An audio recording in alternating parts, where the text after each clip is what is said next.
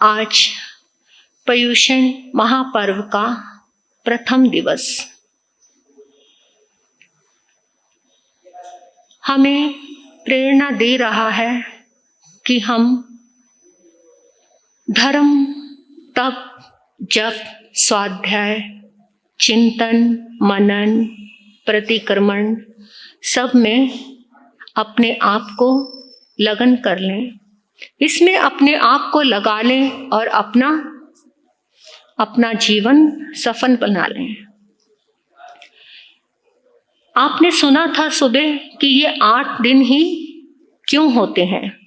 गुरनी जी महाराज से आपने सुबह सुना कि 8 दिन ही क्यों किए जाते हैं। लेकिन एक ये भी है कि साल भर हम कुछ नहीं करते, तो ये 8 दिन हमें जब मिले हैं तब त्याग करने के लिए, स्वाध्याय करने के लिए, गुरु भगवंतों से जिन वाणी का श्रवण करने के लिए, तो हम अपने आप को सौभाग्यवान समझकर उसको सुनने के लिए और ज़्यादा उत्साहित होकर सभी आए और प्रभु का गुणगान सुने।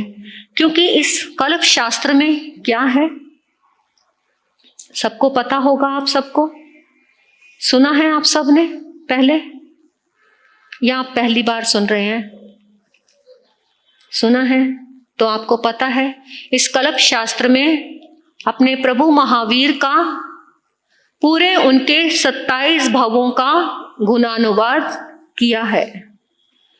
पहले आपको इस शास्त्र में बताया जाएगा कि जीवन की मर्यादा क्या है।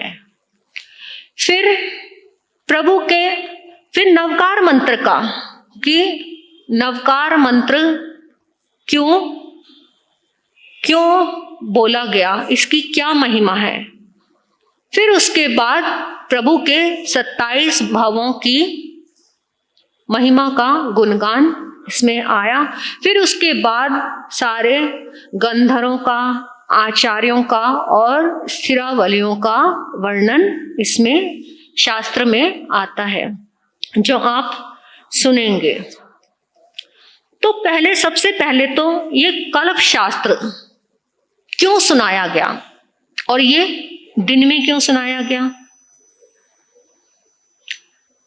आपने थोड़ा सा सुना था कि प्रभु महावीर के निर्वाण के 1000 वर्ष बाद, प्रभु महावीर का जब निर्वाण हो गया उसके 1000 वर्ष बाद की बात है। तब की घटना है कि आनंदपुर नगर में ध्रुवसेन राजा राज करता था।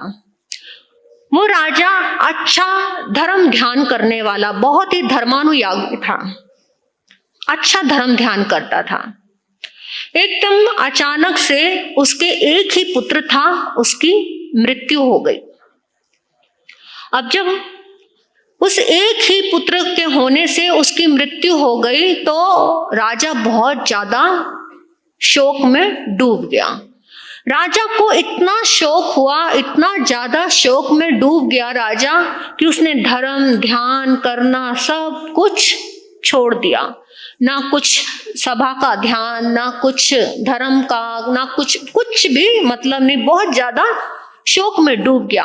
अब बहुत समय हो गया, राजा शोक में पड़ा हुआ है। अब राजा जब शोक में डूबा है तो प्रजा भी कुछ नहीं करेगी, क्योंकि जो राजा करेगा तो वही प्रजा करेगी। तो प्रजा सारी ऐसे ही उदास है, सब ऐसे ही। अब कोई भी धर्म ध्यान नहीं कर रहा। उस समय वहां पर आचार्य थे, उन्होंने कहा ये तो ठीक बात नहीं है भाई, राजा इतना शोक में डूबा हुआ है, ये तो धर्म बिल्कुल खत्म हो जाएगा, इस तरह से तो धर्म नहीं चलेगा, तो कुछ तो करना चाहिए। अब राजा को उस शोक से उभारने के लिए जो आचार्य थे उन्होंने कल्प शास्त्र का वाचन शुरू किया। कल्प शास्त्र का वाचन इसलिए शुरू किया, इसमें प्रभु के सारे भवों का वर्णन आता है, और प्रभु के भवों के वर्णन के साथ साथ क्या उसमें जीवन में उतार चढ़ाव, कैसे कैसे उनके जीवन उन्होंने जिया, और फिर कैसे अपने जीवन को वो उच्च शिखर पर लेके गए। और फिर प्रभु बनने के बाद भी, मतलब जब उनको उनकी आत्मा को महावीर बनना था, तब भी उस आत्मा ने कितने कितने कष्ट झेले। हर पल पल पे, हर कदम कदम पे उनके कांटे बिछे हुए थे। तो जब उनकी महिमा का गुणानुवाद हुआ, तब राजा ने सुना तो उनके अंदर भी जागृति आई कि जब कर्म प्रभु महावीर को, तीर्थंकरों को जब कर्मों ने नहीं छोड़ा, तो मेरी तो औकात ही क्या है। तो फिर वो थोड़ा थोड़ा अपने दुख से बाहर निकला और इस तरह से कल्प शास्त्र की वाचना प्रारंभ हो गई। पहले ये कल्प शास्त्र सिर्फ आपस में साधु संत ही करते थे, बाहर इसकी वाचना, संघ में इसकी वाचना नहीं होती थी। तो तब से संघ में वाचना प्रारंभ हो गई। तो इस तरह से ये कल्प शास्त्र वाचना शुरू हुआ। और फिर जब देखा गया कि लोग है ना आडंबरों में ज्यादा भागते हैं, जहाँ पे पूजा कीर्तन भजन ये चीजें होती हैं वहां ज्यादा भागते हैं। तो जब रामायण ये सब चीजें होती हैं तो लोग ज्यादा उधर घूमते हैं। तो फिर ये भी हुआ कि उस समय जब ये प्रभु के इसमें वर्णन आता है, तब इसमें जन्म, कल्प शास्त्र के अनुसार हम प्रभु का जन्मदिन मनाते हैं ना। 5वें पर्युषण हम जिस तरह देखते हैं, जब प्रभु का जन्म आने का समय होता है, उस पर्युषण में हम प्रभु का जन्मदिन मनाते हैं। तो फिर उस समय हम अच्छे से धूमधाम से ये मनाते हैं प्रभु का जन्मोत्सव। तो इस तरह से लोगों के अंदर थोड़ा अट्रैक्शन और थोड़ा धर्म के प्रति रुचि जगाने के लिए ये सब करना प्रारंभ हुआ। तो इस तरह से कल्प शास्त्र वाचन प्रारंभ हुआ। अब इस कल्प शास्त्र में क्या क्या वर्णन आता है ये आप सुनेंगे। पहले तो जो संयम के मार्ग में प्रगति करने वाले हैं, जो संयम के मार्ग में आगे बढ़ने वाले हैं, उसको ये समर्थ बनाता है। ये जो कल्प शास्त्र है, जो भी संयम के मार्ग पर बढ़ने वाला, उसको ये दृढ़ बनाता है, समर्थ बनाता है। और इसकी जब परूपना हुई, इसकी निरूपणा करने वाले शास्त्र को ही कल्प शास्त्र कहते हैं। इसमें मर्यादाओं का बहुत ध्यान रखा गया है। इसके जीवन के जैसे 3 मौलिक आधार हैं। इस जीवन के 3 मौलिक आधार हैं। अगर एक भी आधार कमजोर पड़ जाए तो हमारा जीवन अस्त व्यस्त हो जाएगा, हमारा जीवन डगमगाने लग जाएगा। आधार कौन से हैं जीवन के 3? एक शरीर, मन और आत्मा। इस जीवन के ये 3 आधार हैं, शरीर, मन और आत्मा। जब ये 3 आधार एकदम विलुप्त हो जाएंगे, खो जाएंगे, तो ये शरीर रोगग्रस्त हो जाएगा। इनकी जब मर्यादा विलुप्त हो जाएगी तो ये शरीर रोगग्रस्त, मतलब रोगों से भर जाएगा। ये शरीर जब मर्यादा नहीं रहेगी किस चीज की, जैसे कि कोई कारण हुआ, अगर हमने कोई विवेक नहीं रखा खाने में, कुछ खाने में पीने में विवेक नहीं रखा, जो हुआ ठूसते जा रहे हैं, जो हुआ खाते जा रहे हैं। किसी को कोई डायबिटीज है, किसी को कोई और प्रॉब्लम है, और कोई विवेक नहीं रख रहे, खाते जा रहे हैं, तो शरीर और रोग से भर जाएगा ना। और इसी तरह से मन संक्लेशों से भर जाएगा, मन संक्लेश ग्रस्त हो जाएगा। और इसी प्रकार से ये आत्मा कर्म ग्रस्त हो जाएगी, कर्मों से लिप्त हो जाएगी, जब तक जीवन में मर्यादा नहीं होगी। हर जीवन में मर्यादा होनी बहुत ज्यादा जरूरी है। और जो जीवन में मर्यादा नहीं होती, जो अमर्यादित जीवन होता है, वो कैसा होता है? वो कल्चर मोती के समान। कल्चर मोती आप जानते हैं कौन सा होता है? जो जिसमें कृत्रिम चमक चढ़ा दी जाती है।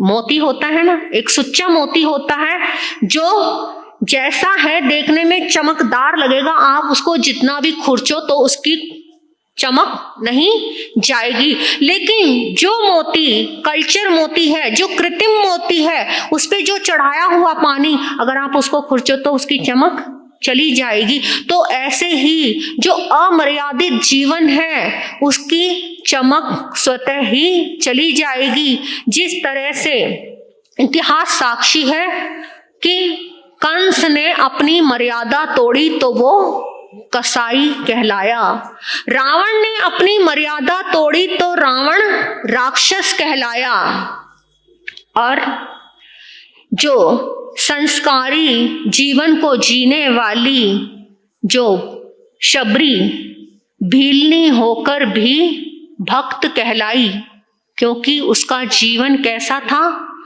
संस्कारों से लिप्त था, मर्यादाओं से बंधा हुआ था। जो वाल्मीकि थे वो वंदनीय हो गए और जो अर्जुन थे वो अनगार बन गए। तो जो जीवन मर्यादा में रहता है वो ऊपर उठता चला जाता है, वो एक कवच है मर्यादा। और जो जीवन मर्यादा के बिना है, जो अमर्यादित जीवन है, वो उस आंधी तूफान की तरह है जो सब कुछ उड़ा कर ले जाएगा और हमारे पास कुछ भी नहीं बचेगा। अगर बहुत आंधी चल रही हो तो सब कुछ तो उड़ेगा और साथ में जीवन का शॉर्ट सर्किट भी हो जाएगा, जिसके कारण करंट की संभावना भी हो जाएगी, जिसके कारण डर रहेगा कि अभी करंट ना फैल जाए। तो उसको मर्यादा में लाने के लिए, इसी तरह से जीवन भी ऐसा ही है, अगर उसे मर्यादा में नहीं बांधा गया तो जो वो शॉर्ट सर्किट है वो जीवन के अंदर आ गया तो हमारा जीवन भी नष्ट हो जाएगा। इसीलिए जीवन को मर्यादा में बांधना बहुत जरूरी है। जिस तरह से लालटेन, जानते हैं ना आप सब लालटेन को? आप लालटेन जलाते हैं तो उसमें क्या लगाते हैं? क्या लगी होती है? चिमनी। चिमनी लगी होती है ना। क्यों लगती है वो चिमनी? क्योंकि एक तो वो बत्ती जो आग जला रही है, आग दे रही है, तो वो धुआं ना बाहर बिखेरे। धुआं बाहर बिखेरेगी तो सारा कालश बाहर बिखर जाएगी, सारा कुछ खराब हो जाएगा। और दूसरी बात, उसमें हवा प्रवेश ना करे। अगर हवा प्रवेश करेगी तो वो बुझ जाएगी, है ना। तो इसीलिए वो चिमनी लगाई जाती है। और तो फिर और जो चिमनी लग गई और उसमें हवा भी नहीं गई और धुआं भी बाहर नहीं फैलेगा, और धुआं अगर अंदर जमता है तो उसको साफ कर लेते हैं आप, तो वो जगमगाती हुई रोशनी सबको देती है। इसी तरह से जीवन की, अगर जीवन में वो चिमनी ना लगाई जाए संयम की, तो वो जो हवा, दुखों की हवा उसमें प्रवेश करके वो लाइट को बुझा देगी, जीवन को बुझा देगी और हमारा जीवन अव्यवस्थित हो जाएगा, खराब हो जाएगा।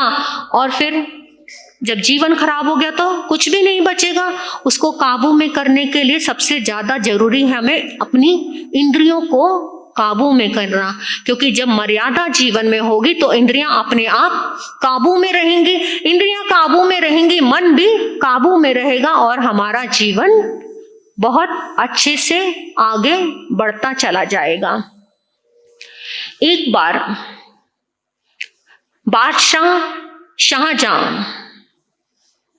शाहजहां एक बार अपने दरबार में बैठे थे तो उनके मन में एक भाव आया कि मुझे ऐसे किले का निर्माण करना है जो हजारों हजारों वर्षों तक मेरा नाम करे।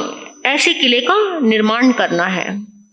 दिल्ली के बात थी, दिल्ली के समय में तो शाहजहां ने ऐसे मिस्त्री ढूंढे ऐसे कि जो ऐसे किले का निर्माण कर सकें। उस समय के प्रसिद्ध बहुत अच्छे मिस्त्री, 2 मिस्त्रियों को बुलाया, एक हीरा और एक हाशिद।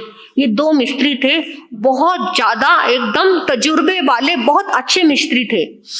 तो वो आए, राजा ने समझा दिया उनको सारा कि ऐसे ऐसे किले का निर्माण करना है जो हजारों हजारों वर्ष तक वो किला टिका रहे। ठीक है, समझ गए। अब उन्होंने काम शुरू किया। अब उन्होंने नींव भर दी। सबसे पहले नींव भरी जाती है ना।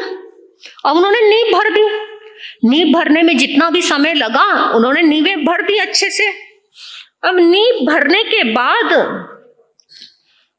क्या हुआ, वो दोनों मिस्त्री गायब हो गए। नींव भर गई और दोनों मिस्त्री गायब हो गए। अब जब तक मिस्त्री नहीं आएंगे, उनको बताने वाला नहीं आएगा, तो आगे काम कैसे चलेगा? कोई भी मजदूर काम कैसे करेगा जब बताने वाला जब सामने नहीं खड़ा होगा? कोई काम को करने वाला एक बड़ा चाहिए ना। तो उन्हीं के अंडर में चल रहा था वो काम, अब वो है नहीं। अब राजा ने ढूंढवाया, पता कराया, वो दिल्ली से तो क्या, वो पूरे हिंदुस्तान से ही गायब हो गए। अब कहीं भी नहीं मिले। राजा ने तो बहुत ढूंढवाया, इतना पता करवाया। राजा ने उनको सजा देने का इनाम भी रख दिया। इतना ढूंढवाया लेकिन वो कहीं पर भी नहीं मिले। अब राजा हार गया, परेशान हो गया, बीच में लटक गया वो काम। अब सर्दी, गर्मी, बरसात सब आ गए और साल बीत गया। अब 1 साल बीत गया, एकदम राजा का दरबार लगा हुआ था। अचानक से 2 व्यक्ति आए। 2 व्यक्ति आए और उन्होंने बुर्खा डाला हुआ था और वो थर-थर कांप रहे थे, एकदम कांप रहे थे। कांपते हुए खड़े हुए दरबार में। राजा ने कहा, तुम कौन हो? अरे ऐसे कांप क्यों रहे हो, क्या हुआ? तो उन्होंने कहा, पहले हमारी खता माफ होगी तो हम बताएं। कहते, राजा कहते, हाँ बताओ कि क्या हुआ, तुम कांप क्यों रहे हो, इतना परेशान क्यों रहे हो, तुम्हारी खता माफ की। तो उन्होंने अपना बुर्खा हटाया। जैसे ही अपना बुर्खा हटाया, राजा तो एकदम देख के हैरान, अरे ये तो वही दोनों मिस्त्री हैं जो चले गए थे। तुम दोनों कहाँ चले गए थे? मैंने तो पूरे हिंदुस्तान में तुम्हें ढूंढवा दिया लेकिन तुम कहीं नहीं मिले, तुम कहाँ चले गए थे? राजन, हम काबुल में चले गए थे, हम काबुल में जाके छिप गए थे, हम जानबूझकर भागे थे। क्यों भागे? तुम्हारे कारण सारा काम रुक गया, काम नहीं करना था तुम्हें, और इसीलिए मुझे तो बहुत गुस्सा आया। तुम्हारे लिए तो सजा भी रखी हुई थी लेकिन तुमने अपनी सजा अपने आप ही माफ करवा ली। हाँ राजन, हमारी गलती है, हम बिना बताए चले गए, पर हमें भागना बहुत जरूरी हो गया था। क्यों? राजन, अगर तुम्हें किला बनवाने की बहुत जल्दी थी, पर लेकिन इतनी जल्दी वो किला नहीं बन सकता था क्योंकि अभी हमने नींव भरी थी। अब नींव भरी थी, उनको थोड़ा टाइम चाहिए था पक्का होने के लिए। अब उसमें 3 प्रकार के मौसम गुजर गए। जितना उन नींवों ने सुकड़ना था वो सुकड़ गई, जितना ढलना था वो ढल गई, जितना उनको फूलना था वो फूल गई। अब उन पर किसी भी प्रकार के मौसम का कोई भी प्रभाव नहीं पड़ेगा। इसीलिए हमें 1 साल का वक्त चाहिए था। अगर हम कहते तो आप नहीं मानते क्योंकि आपको बहुत जल्दी थी, तो इसीलिए हमें भागना पड़ा और हमें छिपना पड़ा। तो अब राजन, इस पर कोई भी मौसम, कोई भी असर नहीं करेगा। किसी भी मौसम का इसमें प्रभाव पड़ जाए तो ये सालों साल तक ये दीवारें, ये नींव हिलेगी नहीं। तो वो किला, वो जो लाल किला दिल्ली का बनकर तैयार हुआ, जिसकी नींव इतनी मजबूत है, उसे कोई भी हिला नहीं सकता। तो इसी तरह से जैसे वो किला है जिसको कोई भी मौसम किसी भी चीज का प्रभाव असर नहीं करेगा। इसी तरह से अगर इस आत्मा के अंदर धर्म का, सम्यक्त्व का बीज डल जाए, उसकी नींव भर जाए, तो बाहर के कोई भी आडंबर, बाहर का कोई भी वातावरण उस आत्मा पर प्रभाव नहीं डालेगा और वो आत्मा एक दिन अपना रास्ता जरूर चुन लेगी, अपनी मंजिल पर जरूर पहुंच जाएगी। तो हम भी अपने मन को, अपनी आत्मा को इतना दृढ़ बना लें कि उस किले की दीवार की तरह हमारे मन की दीवार भी ना हिले। ऐसी दीवार बनाई किसने? प्रभु महावीर। उस जीव आत्मा ने चारों गतियों में भ्रमण किया। सम्यक्त्व प्राप्त होने के बाद भी उस आत्मा ने चारों गतियों में भ्रमण किया, परंतु वो नींव नहीं हिली, क्योंकि उसमें सम्यक्त्व का बीज डल गया था, तो वो नींव हिली नहीं। और एक समय ऐसा आया कि वो कहाँ पहुंची? वो आत्मा वो निर्वाण को प्राप्त हुई, हमारे तीर्थंकर बने, हमारे प्रभु महावीर बने। तो हम भी अपने प्रभु की तरह अपनी आत्मा को ऐसे ही अपनी नींव को पक्का करके, दृढ़ करके हम प्रभु का गुणगान भी सुन लेंगे, तो हमारी आत्मा जरूर आगे बढ़ती चली जाएगी। तो अभी हम शास्त्र का प्रारंभ करेंगे। उससे पहले मैं सभी महापुरुषों को वंदन नमन करती हूँ। सबसे पहले प्रभु महावीर स्वामी के चरणों में वंदन नमन करती हूँ, उनकी आज्ञा लेती हूँ और इस कलप शास्त्र का प्रारंभ करती हूँ।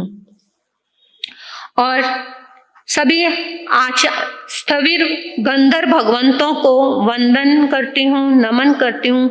सभी स्थविरों को वंदन करती हूँ, नमन करती हूँ। आर्य सुधर्मा स्वामी के चरणों में वंदन करती हूँ, नमन करती हूँ, जिनके कारण ये हमें प्रभु की वाणी का दान मिला। आचार्य भद्रबाहु स्वामी के चरणों में वंदन करती हूँ, नमन करती हूँ। गुरनी जी महाराज के चरणों में वंदन करती हूँ, नमन करती हूँ। अब इस कल्प शास्त्र में सबसे पहले वर्णन आता है कल्प का, और जो मैंने अभी आपको बताया है। कल्प क्या होता है? कल्प यानी क्या होता है? कल्प मर्यादा। कल्प का अर्थ है मर्यादा। मर्यादा में जीवन। आप कहते हैं ना कि मुझे ये नहीं कलपता, मुझे वो नहीं कलपता, है ना? सामायिक में ये काम नहीं कलपता, सोने में ये नहीं कलपता। कलप यानी मर्यादा। ये चीज मर्यादा में रहने वाली, लिमिटेशन, एक मर्यादा, उसको बोलते हैं कल्प। तो इस कल्प शास्त्र में सबसे पहले तो 10 कल्पों का वर्णन आता है। फिर उसके बाद जो मैंने आपको अभी भी बताया कि मंगलाचरण का वर्णन आएगा। फिर प्रभु के सारे 27 भवों का,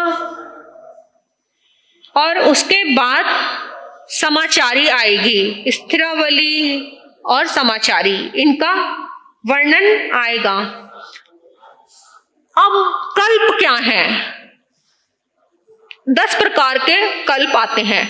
आचेल के औदेशिक, शय्यातर, राजपिंड, कृतिकर्म, वर्त कल्प, ज्येष्ठ कल्प, प्रतिक्रमण, मास कल्प और पर्युषण कल्प। सबसे पहला कल्प है आचेल्क्य, आचेल्क्य मतलब यानी कि कपड़ा। आचेल्क्य मतलब कपड़े को कहते हैं, इसका अर्थ है कपड़ा, वस्त्र। तो सबसे पहली मर्यादा बताई है वस्त्र की मर्यादा, कि जीवन में कितना वस्त्र रखना चाहिए। तो साधु जीवन के लिए बताया गया है ये कि जिस तरह से जो जिनकल्पी होते थे ना, तो वो मर्यादा रखते थे कि उन्होंने इतनी चीज, एक जिनकल्पी होते थे और एक स्थविर कल्पी, दो प्रकार के साधु होते थे उस समय, एक जिनकल्पी और एक स्थविर कल्पी।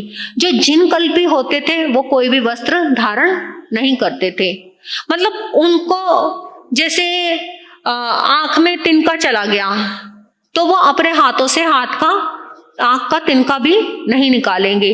अगर कुछ खाना पीना, मतलब वो कुछ भी कार्य अपने आप नहीं करेंगे। कोई जिसने देखा किसी ने कुछ कर दिया तो कर दिया। जैसे आपने सुना होगा कि सुभद्रा ने आंख से अपनी जवान से तिनका निकाला था ना, वो जिनकल्पी साधु थे। तो इस तरह से वो अपने आप कुछ नहीं करते और वो ना ही कोई कपड़ा पहनते। और स्थविर कल्पी वो कपड़ा वगैरह रखते, लेकिन मर्यादा में, जितना प्रभु ने बताया। तो लेकिन वो बस्तियों में वगैरह नगरों में कहीं भी रहते नहीं थे। जो जिनकल्पी होते थे वो जंगलों में ही रहते थे, क्योंकि कोई वस्त्र पहनना नहीं, कुछ लेना नहीं, कुछ करना नहीं, तो वो जंगलों में ही रहते थे। तो इस तरह से सबसे पहला कल्प जो है कपड़े का। अब कपड़ा कितना लेना? 3 चादर यानी कि 72 हाथ। ये इतना जो होता था, इतना जो वस्त्र रखते थे वो रखते थे साध्वियां, मतलब साध्वियों के लिए 96 हाथ था। 96 हाथ, 96 हाथ जो कपड़ा था वो साध्वियों के लिए, और जो 72 हाथ था वो था साधु के लिए। मतलब इतना ही परिमित कपड़ा रखना है, उससे ज्यादा कपड़ा नहीं रखना। मतलब उसी में ही चद्दर बनानी, चोलपट्टा बनाना, उसी में ही आसन बनाना, जो भी करना है। तो उस समय समाचारी बदलते बदलते बदलते बदलते अब जो भी, मतलब जो भी आचार्य हुए, जो भी संत हुए, बड़े महापुरुष, उन्होंने जो जो समाचारी बनाई, चलते चलते जो समाचारी चलती आ रही है वो अलग है। लेकिन जो प्रभु के समय में जो समाचारी थी वो ये थी कि 72 हाथ तो साधु को और 96 हाथ साध्वी को कपड़ा रखते थे। और बाकी ये थे पहले और अंतिम तीर्थंकर, मतलब आदिनाथ भगवान और प्रभु महावीर स्वामी के साधु साध्वियों के लिए ही मर्यादा थी। और उसके पहले जो 22 तीर्थंकर हुए उनके लिए कोई भी मर्यादा नहीं थी, कोई मर्यादा भी नहीं, और कोई रंग का भी उनमें कुछ भी नहीं था कि किसी तरीके के, मतलब काले वस्त्र पहनने, पीले पहनने, सफेद पहनने या ऐसे पहनने, उनके लिए कोई मर्यादा नहीं थी। वो काले, पीले, नीले, हरे, गुलाबी जैसे मर्जी वस्त्र पहन सकते थे। बस पहले और अंतिम तीर्थंकर के जो साधु साध्वी वो ही सफेद वस्त्र धारण करते थे। अब दूसरा कल्प है औदेशिक। औदेशिक किसको कहते हैं? आहार को, आहार खाने को। अब प्रभु ने इसमें बताया कि जो आहार है वो साधु साध्वी अपने लिए कहकर आहार पानी नहीं बनवा सकते। मतलब अपने लिए नहीं बोलना, जिसकी जैसी इच्छा है, जैसा बनाना है बनाए, जैसा बहराना है बहराए, लेकिन खुद से नहीं बोलना कि ऐसा खाना बना दो या वैसा खाना बना दो। लेकिन ये पहले और अंतिम तीर्थंकर के साधु साध्वियों के लिए ही, और उसके बीच के 22 तीर्थंकरों के साधु साध्वियों के लिए कोई भी मर्यादा नहीं। अब ऐसा क्यों हुआ, ये आप आगे सुनेंगे कि उनके लिए कोई मर्यादा क्यों नहीं रखी गई। बस पहले और अंतिम तीर्थंकर के साधु साध्वियों के लिए या श्रावक श्राविकाओं के लिए तो मर्यादा रखी, लेकिन बाकी के 22 तीर्थंकरों के लिए कोई भी मर्यादा नहीं थी। वो जैसे मर्जी आहार पानी लें, वो जैसे मर्जी कपड़े पहने, जैसा मर्जी रहें, उनके लिए कुछ नहीं था। तो आगे आप सुनेंगे। अब तीसरा कल्प है शय्यातर। शय्यातर यानी कि सोना। शय्या यानी सोना। सोना आज्ञा लेके ठहरना और सोना, मतलब साधु साध्वी हो, श्रावक श्राविका हो तो वो आज्ञा लेके ही ठहरेंगे और आज्ञा लेके ही रहेंगे। बिना आज्ञा के किसी के भी यहाँ पर नहीं ठहर सकते, कोई भी सामान नहीं ले सकते अपने आप। बाकी के लिए कोई मर्यादा नहीं थी उनके 22 तीर्थंकरों के लिए। अब चौथी मर्यादा थी राजपिंड। चौथा कल्प राजपिंड। राजपिंड यानी कि राजा के यहाँ का भोजन नहीं करना, राजभोज नहीं करना। क्यों नहीं करना राजभोज? क्यों? क्योंकि वो बहुत भ्रष्ट भोजन होता है। राजा के जो यहाँ का भोजन होता है बहुत ज्यादा भ्रष्ट होता है, बहुत मसालों ऐसी चीजों से बना जिससे जो साधु जीवन में हलचल मचा देगा, वो उसको साधु पचा नहीं पाएगा। जो राजा ही उस भोजन को पचा सकता है, और साधु साध्वी क्योंकि वो बहुत ही सात्विक भोजन करने वाले होते हैं, इस भोजन को पचा नहीं पाएंगे, हलचल हो जाएगी अंदर और मर्यादा से भ्रष्ट हो जाएंगे, जीवन से भ्रष्ट हो जाएंगे। इसलिए राजभोज नहीं करना कल्पता। और फिर वैसे भी दूसरी प्रकार से जो राजभोज होता है वो शाकाहारी भी होता है और मांसाहारी भी होता है। तो दोनों प्रकार का, तो इसीलिए साधु साध्वियों को राजभोज करना नहीं कल्पता। अब अगली 5वां कल्प था कृति कल्प। कृति यानी कि कर्म के अनुसार छोटा और बड़ा, मतलब जो छोटा साधु है वो बड़े साधु को वंदना करे, और जो बड़ा है वो छोटों को प्रेम और सद्भावनाएं दे। मतलब छोटे बड़े का भेद, मतलब ऐसे उनका सम्मान करना, उनका आदर करना। तो ये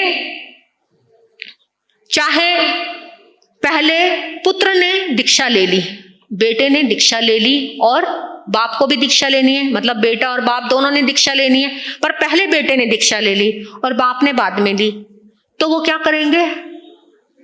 बाप चाहे बड़ा है लेकिन फिर भी अपने बेटे को वंदन करेगा, क्योंकि वो दीक्षा में बड़े हो गए, उन्होंने पहले जीवन को धारण किया, साधु जीवन को, तो वो बड़े हो गए, इसलिए वो उनको वंदन करेंगे।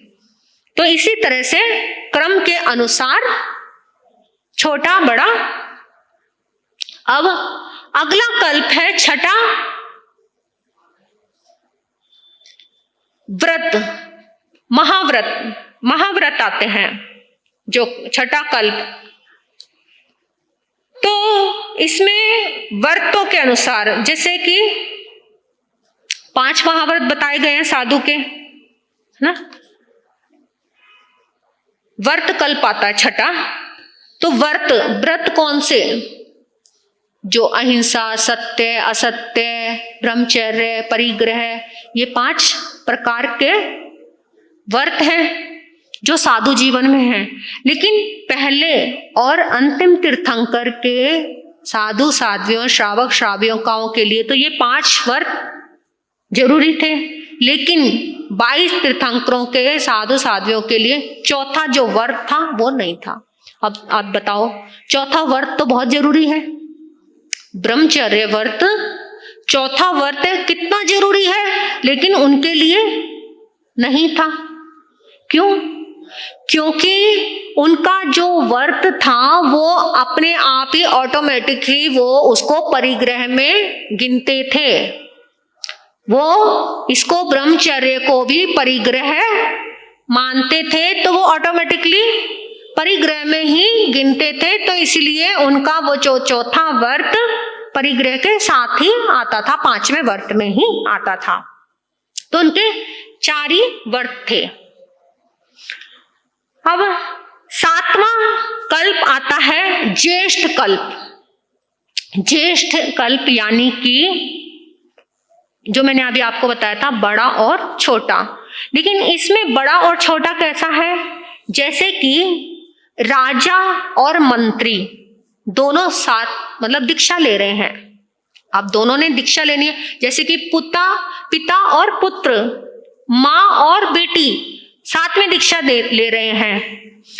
और कुछ या कोई ऐसी बात हो गई या थोड़े दिनों के बाद ली, हफ्ते 10 दिन बाद ऐसे दीक्षा ली, तो उसमें पहले जो दीक्षा देंगे, दीक्षा पहले ले ली, लेकिन एक होता है बड़ी 6 महीने रुकते हैं बड़ी दीक्षा का पाठ पढ़ाने के लिए।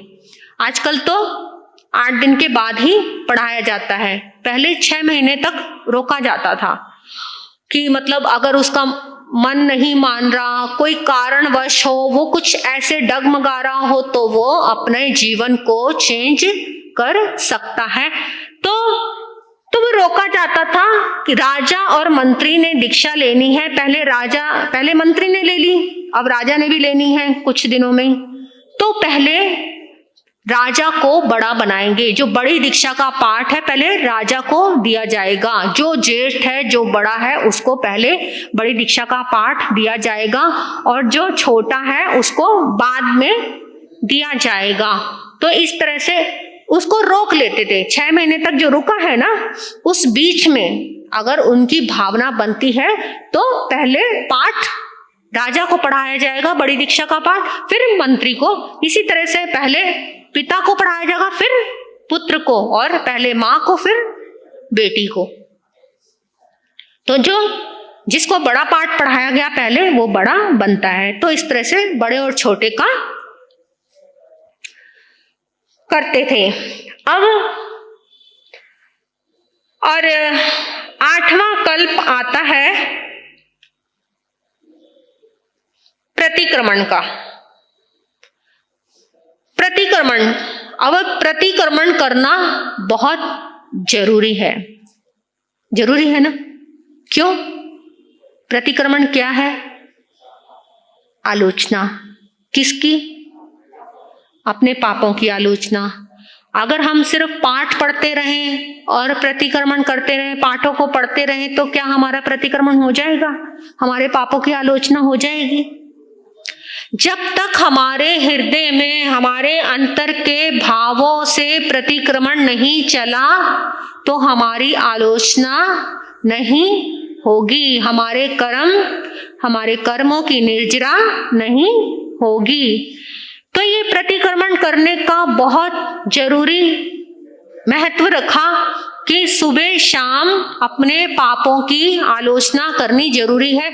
जो सुबह से आपने दिन भर में जो भी पाप किए उसकी शाम को, रात को आलोचना करनी, और जो रात भर में आपके पाप हुए उसकी सुबह आलोचना करनी। तो ये पहले और अंतिम तीर्थंकर के समय के साधु साध्वी श्रावक श्राविकाओं के लिए ही जरूरी था प्रतिक्रमण, लेकिन बीच के 22 तीर्थंकरों के लिए जरूरी नहीं था।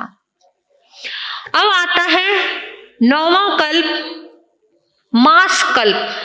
मास यानी कि 1 महीना।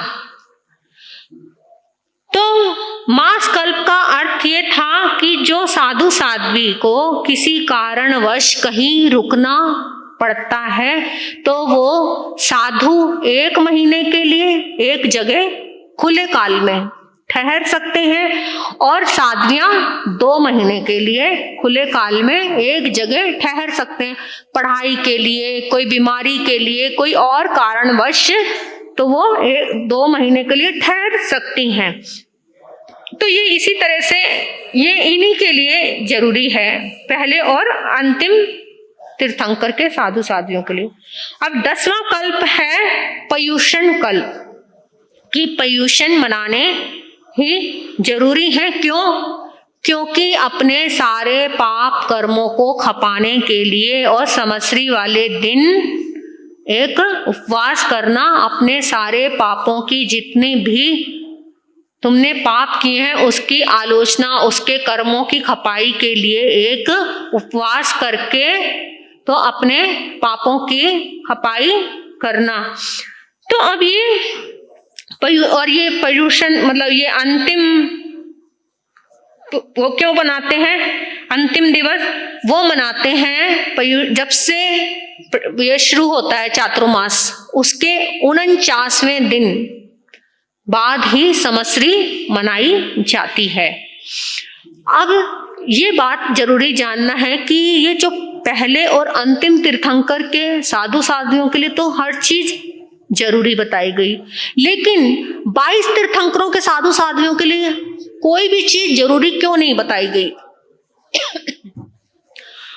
क्यों नहीं बताई गई? क्योंकि जो पहले तीर्थंकर के साधु साध्वी श्रावक श्राविका वो थे जड़ बुद्धि के।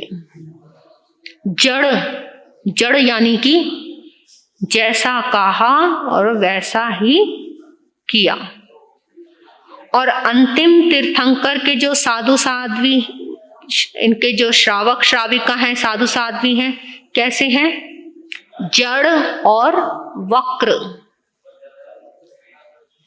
कैसे हैं? जड़ और वक्र कैसे हुए?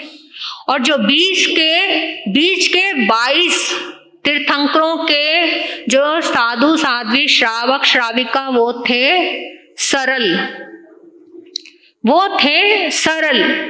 उनको जैसा कहा गया उन्होंने वैसा मान लिया। उसके बाद उन्होंने कोई भी आग्रह नहीं किया। जैसे कि देखो, एक बार एक जगह एक साधु और एक गुरु और शिष्य, साधु और चेला गोचरी मतलब आए एक नगरी में, और वो गोचरी लेने के लिए जाने लगा। अपने गुरु से आज्ञा मांगी कि मैं गोचरी के लिए जा रहा हूँ गुरुजी। तो उन्होंने कहा ठीक है बेटा, जाओ गोचरी के लिए। अब वो गोचरी के लिए चले गए। गोचरी के लिए गए तो रास्ते में क्या हुआ? नट का खेल चल रहा था। नट यानी आदमी एक खेल दिखा रहा था। अब एक आदमी खेल दिखा रहा था तो वहां वो चले गए, देखा वहां पे जाके, तो वो गोचरी लेने गए थे तो वो वहीं पे गेम खेल देखने में लग गए। तो छोटा साधु था, इंटरेस्ट आया, अच्छा लगा, भाई नट का रस्सी पे चलने वाला खेल चल रहा था, देखने लगे। देखते रहे, समय बहुत ज्यादा समय हो गया। फिर गोचरी लेके वापिस आए। गुरुजी ने पूछा, बेटा इतनी देर क्यों लगा दी? तुम गोचरी लेने गए थे, इतनी देर क्या हुआ? तो उन्होंने कहा, गुरुजी रास्ते में नट का खेल चल रहा था, इसीलिए मैं नट का खेल देखने लग गया तो मुझे देर लग गई। तो गुरुजी ने समझाया, बेटा ऐसे नहीं देखते, तुम तो साधु बन गए, तुम्हें किसी प्रकार के खेल तमाशे आदि नहीं देखने, तुम्हें नट का खेल नहीं देखना। ठीक है गुरुजी। अब अगली बार गोचरी को गए तो वहां पर रास्ते में नटवी का खेल चल रहा था। अब नटवी का खेल चल रहा था, वो नटवी का खेल देखने लग गए। अब नटवी का खेल देखते देखते देर हो गई, फिर गोचरी लेके आते हुए देर हो गई तो पहुंचे। अब फिर गुरुजी ने पूछा, बेटा क्या हुआ, आज इतनी देर लगा दी गोचरी लाने में? गुरुजी रास्ते में नटवी का खेल चल रहा था तो मैं नटवी का खेल देखने लग गया, तो इसीलिए मुझे देर हो गई। बेटा तुम्हें समझाया था ना कि नट का खेल नहीं देखते। हाँ गुरुजी आपने समझाया था कि नट का खेल नहीं देखते, तो मैंने नट का नहीं देखा, मैंने नटवी का देखा। तो ये ऐसा सरल, इस तरीके के सरल कि जो ये सरल के साथ साथ जड़ बुद्धि की, मतलब हाँ भाई इसको मना किया है तो ये वाला ये वाला नहीं देखना, ये वाला देखना है। ऐसे इस तरीके से करने से तो ऐसे सरल भावों से वो अपने जीवन को दूर कर लेते थे, मतलब अपना जीवन ठीक हो जाता था। अब इस तरह से एक बार ऐसे ही एक गुरु और शिष्य आए हुए थे। अब गोचरी को शिष्य गोचरी लेने गया। अब गोचरी लेने गया शिष्य, तो वहां पर क्या हुआ, उनको गोचरी में मिले बड़े मिले। अब वो बहुत खुश हो गए, एकदम गरम गरम बड़े मिले। और बड़े मिले, अच्छे से बड़े पात्र में उन्होंने ले लिए। गुरु और शिष्य थे, 2 ही जने थे। अब शिष्य ने ले लिए। अब उसको 32 बड़े मिले। अब 32 बड़े उसको मिले, उसको गरम गरम बड़े मिले थे। अब वो जब वापस रास्ते में आ रहा था तो उसने देखा, अरे ये बड़े तो बहुत गरम है, जब तक मैं पहुंचूंगा ये बड़े तो हो जाएंगे ठंडे, और फिर इसको खाने का कोई स्वाद नहीं रहेगा। वैसे मैं और गुरुजी तो ये हम दोनों तो खाने वाले हैं, तो आधे आधे तो हम दोनों ही खाएंगे। तो ऐसा करता हूं, मैं अपने हिस्से के खा लेता हूं और गुरुजी के हिस्से के लेके चले जाता हूं। तो उसने रास्ते में ही अपने हिस्से के कितने बड़े खा लिए, 16 बड़े खा लिए। अब 16 बड़े खा लिए उसने आराम से। अब फिर थोड़ा आगे चला, उसने कहा कि गुरुजी को क्या पता कि कितने बड़े थे, जैसे 16 बड़े आए हैं, पर अब जब मैं लेके जाऊंगा तो गुरुजी मेरे हिस्से के मुझे आधे तो देंगे, तो मैं अपने हिस्से के क्यों ठंडे करूं? तो मैं अपने हिस्से के बड़े खा लेता हूं, मैं अपने हिस्से के क्यों ठंडे करूं? तो उसने क्या किया, 16 के आधे 8, वो उसने 8 बड़े अपने हिस्से के खा लिया। अब कितने बच गए, 8 बड़े बच गए। अब वो 8 तो खा लिया। अब थोड़ा और आगे चला, रास्ता थोड़ा लंबा था। अब आगे चला, फिर वही विचार आया मन में, गुरुजी को क्या पता कि मैं कितने बड़े लाया। अब ये 8 बड़े हैं, अब गुरुजी मेरे हिस्से के तो मुझे देंगे ही, तो मैं अपने हिस्से के क्यों ठंडे करूं? मैं अपने हिस्से के तो खा लूं ना। तो फिर उसने क्या किया, अपने हिस्से के 4 खा लिए। अब कितने बच गए, 4 बड़े बच गए। अब फिर थोड़ा आगे चला, फिर वही ख्याल कि मेरे हिस्से के कितने आएंगे, 2। अब वो मैं अपने हिस्से के 2 खा लूं, वो क्यों ठंडे करूं?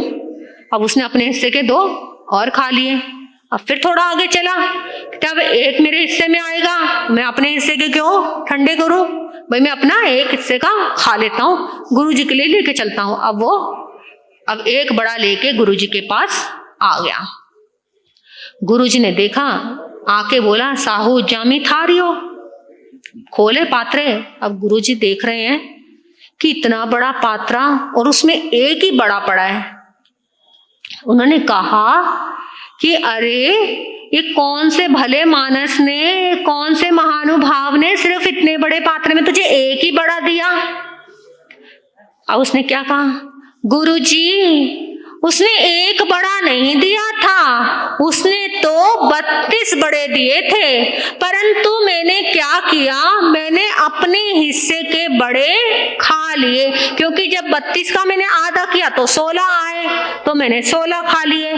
फिर मैंने और देखा कि अब मैं अपने हिस्से के क्यों ठंडे करूं, गुरुजी तो मुझे आधे देंगे। फिर मैंने 8 खा लिए। फिर इस तरह से मैंने 4 खाए, फिर 2 खाए, फिर 1 खा लिया। गुरुजी कहते, इतने सारे बड़े तू कैसे खा गया? उसने वो 1 बड़ा उठाया और अपने मुंह में डाल के कहता, गुरुजी ऐसे। अब वो उस बड़े को भी उसने खा के खत्म कर दिया। तो ये क्या है, ये सरलता। तो इस तरह की जब जीवन में सरलता होगी तो उनको किसी भी चीज को समझाने की जरूरत नहीं है, उनका जीवन अपने आप ही मर्यादा में चलता है। लेकिन आज का इंसान, आज का एक छोटा बच्चा भी है, उसको भी ये बात समझाओ ना, बेटा ऐसे नहीं, ऐसे करना है। क्यों, किस लिए, क्या है इसमें, क्या होना है, ऐसा क्यों, ऐसी क्या है बात, मतलब वो तर्क पे तर्क, तर्क पे तर्क। तो आज के मानव की बुद्धि क्या है, वक्र है, वो हर समय बहसबाजी में ही लगा रहता है।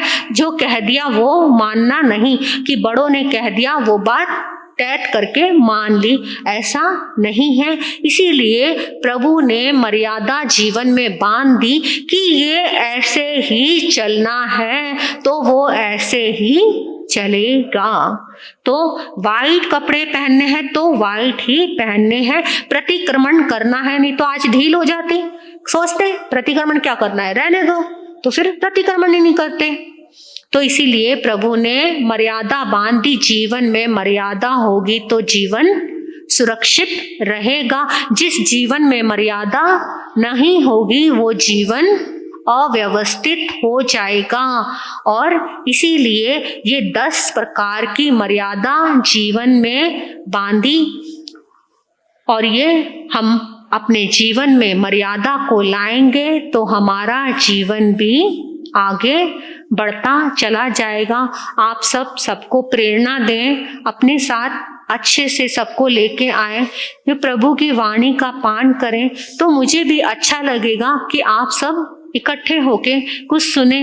8 दिन ही मिले हैं हमें सिर्फ इस धर्म ध्यान के, आप सब तो नहीं होगा तब भी करोगे, लेकिन जो बैठे हुए हैं घरों में आराम फरमा रहे हैं, कम से कम उनको बोलो 8 दिन तो अपनी सुस्ती को मिटाकर धर्म कर लो, 8 दिन तो प्रभु भजन कर लो, 8 दिन तो अपने आप को जगा लो, अपनी आत्मा का उत्थान कर लो, जो सोई हुई आत्मा को जगा लो, कुछ तप त्याग नियम पचखान कर लो। वो भी नहीं होता तो स्वाध्याय तो सुन ही सकते हैं। तो आप सब ने सुना प्रभु की वाणी को, तो इसी के साथ मैं अपने वक्तव्य को भी यहीं विराम दूंगी।